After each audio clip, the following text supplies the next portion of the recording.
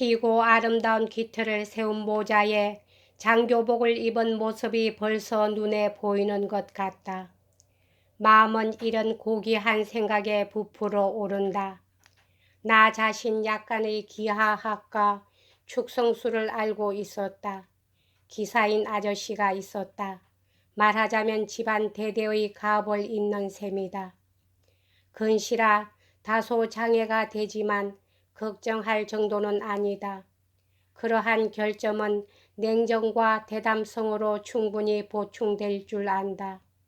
숑베르 원수가 굉장한 근시안이었다는 것을 읽은 적이 있다.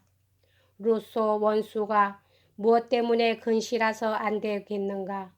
이런 터무니없는 공상에 완전히 열중되어 군대, 성벽, 보루, 포대, 그리고 포화와 초연의 한복판에서 쌍안경을 손에 들고 태연히 명령을 내리는 자신, 그러한 모습밖에 이젠 눈에 보이지 않는다. 그러나 기분이 상쾌한 시골을 지나면서 무성한 숲과 작은 냇물의 속삭임을 대하면 그 전망에 절절히 마음이 움직여 후회의 탄식이 흘러나온다. 영광의 절정에 있으면서도 내 마음은 그런 폭음에 맞지 않는다는 느낌으로 돌아가서 이었고 뚜렷한 까닭도 없이 단호히 군신의 사업을 단념하고 본래의 그리운 목가 생활 속으로 돌아가는 자신을 발견하는 것이다. 파리에 도착해보니 이렇게 예상과 어긋날 줄이야. 토리노에서 본 그 외부의 장식, 거리의 아름다움, 집들의 균형 이룬 배열, 그러한 것들보다 한 계단 높은 것을 파리에서 찾으려 했다. 장려한 거리, 대리석과 황금의 궁전 같은 것만이 눈에 보이는 실로 당당한 외관을 가진 크고 아름다운 도시를 머리에 그리고 있었다. 포브르생 마르소에서 시중으로 들어가며 내가 본 것은 지저분하고 악취가 풍기는 작은 골목, 거뭇거뭇하게 더러워진 집, 불결과 빈곤이 서려 있는 분위기, 거지, 집마차꾼, 누더기를 입은 여인, 탕약과 헌 모자를 사라고 외치는 여자, 이런 것들뿐이었다. 이러한 것들이 맨 처음에 내게 강한 충격을 주었으므로 그 뒤로는 파리에서 실제로 호화로운 어떠한 것을 보아도 그 첫 인상을 깨뜨릴 수가 없었으며 어느덧 그것이 이 수도에서 사는 데 대한 은밀한 혐오로 변해서 언제까지나 남게 된 것이다. 그 후 이곳에서 살게 되었지만 그동안의 세월은 여기서 떠나 살 수 있는 방법을 이것저것 찾는 데 소비했다고 할 수 있다. 그것은 인간의 과장을 초월한 과장에 빠져서 말로 듣는 이상의 것을 언제나 그려보는 너무나 심한 인간의 상상력의 결과인 것이다. 지금까지 사람들이 너무 파리를 칭찬했기 때문에 나는 그것을 고대 바빌론과 같은 것으로 상상해 버린 것이다. 그 바빌론도 실제로 보았다고 한다면 내 상상의 그것보다 역시 애누리를 해야만 했을 것이다. 같은 일이 오페라 극장에 갔을 때도 일어났다. 오페라 극장에는 도착하던 이튿날 재빨리 달려갔었다. 같은 일이 그 뒤 베르사유에 갔을 때도 일어났고 다시 그 뒤 바다를 보았을 때도 일어났다.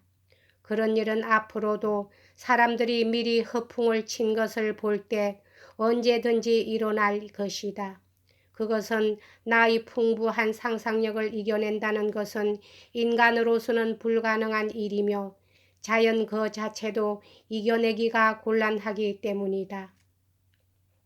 가지고 온 소개장의 상대가 대해준 태도를 보고 나는 운수가 튀었다고 생각했다.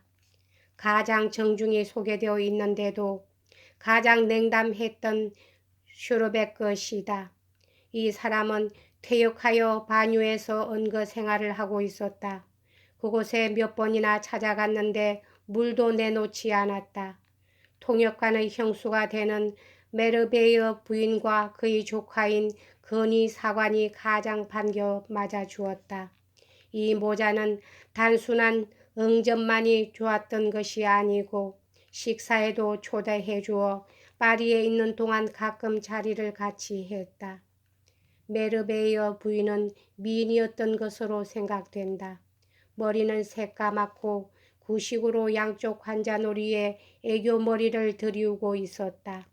그녀에게는 얼굴의 아름다움과 함께 사그라지지 않는 것이 남아 있었다. 무척 유쾌한 기지였다. 그녀는 나의 기지를 이해해 주는 것 같았다. 나를 돌봐주기 위해 그녀가 할 수 있는 것은 무엇이든지 해주었다. 그러나 그녀 곁에서 거들어주는 사람이 한 사람도 없었다. 그래서 그녀가 나에게 크게 관심을 가져주었는데도 이내 실망을 느끼게 되었다. 그러나 다음과 같은 것은 프랑스 사람에게 인정을 해줘야 한다. 즉, 그들은 사람들이 말하는 것처럼 약속 이행을 하기 위해 고생을 하지 않는다.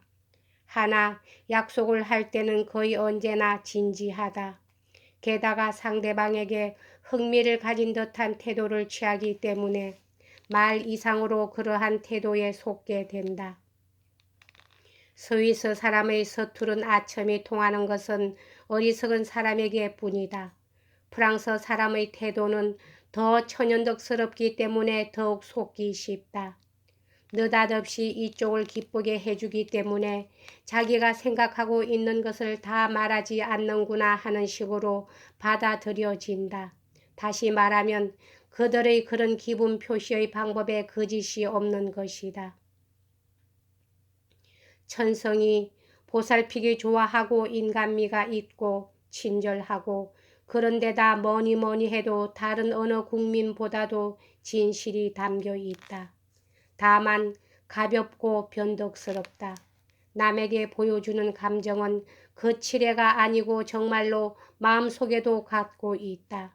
그러나 그 감정은 생겨난 것과 마찬가지로 다시 사라져 버리고 만다. 말하고 있는 동안은 상대방의 일로서 꽉 차 있지만 얼굴을 대하지 않으면 잊어버리고 만다. 그들의 마음에 오래 계속되는 것은 아무것도 없다. 그들에게는 순간적으로 생기는 것이 전부다. 따라서 무척 내 비위를 맞춰주기는 했지만 결국 내게 도움이 되는 보살핌을 받지는 못했다. 예의 고다르 대령은 그의 조카를 위해 내가 파견되었건만 만나보니 인색하고 야비한 노인으로 돈을 듬뿍 가지고 있으면서도 내가 궁에 빠진 것을 보고는 보수 없이 고용하려 했다. 버젓한 가정교사라기보다는 보수 없는 종복과 같은 형식으로 그의 조카 옆에 붙여두려는 것이다. 계속 그의 조카에게 붙어있게 되어 군무 쪽은 면제되지만 나는 나의 까대로서의 급료, 저 군대의 급료로 생각하지 않으면 안 되었다. 내게는 시종으로서의 제복을 주는 것까지도 좀처럼 성낙을 안 했다. 군대에서 주는 옷으로 견뎌내면 된다고 생각한 모양이다. 메르베이어 부인은 그런 요구에 화를 내어 성낙하지 말라고 하며 만류했다. 그녀의 아들도 같은 기분이었다. 다른 자리를 찾아주기로 했는데 전혀 자리가 없었다. 그럭저럭 하는 동안에 나도 곤란해졌다. 100프랑 얻어온 여비였지만 도착한 후까지만도 그리 여유가 있을 턱이 없었다. 다행히도 대사에게서 다소 추가로 보내왔으므로 크게 도움이 되었다. 더욱 참고 있었으면 대사도 내버려 두지는 않았을 것으로 생각된다. 나로서는 조바심을 내거나 기다리거나 탄원을 하거나 하는 것은 도저히 할 수 없는 일이었다. 아주 낙심을 해버려 어느 곳에도 얼굴을 내밀지 않았다. 만사는 끝이다. 그 그리운 엄마의 일만은 잊지 않았다. 그렇지만 어떻게 찾아낼 것인가? 어디를 찾을 것인가? 내 형편을 알고 있는 메르베이어 부인이 찾는 데 조력을 해 주었지만 언제까지나 단서조차 잡을 수가 없었다. 여기까지 하겠습니다.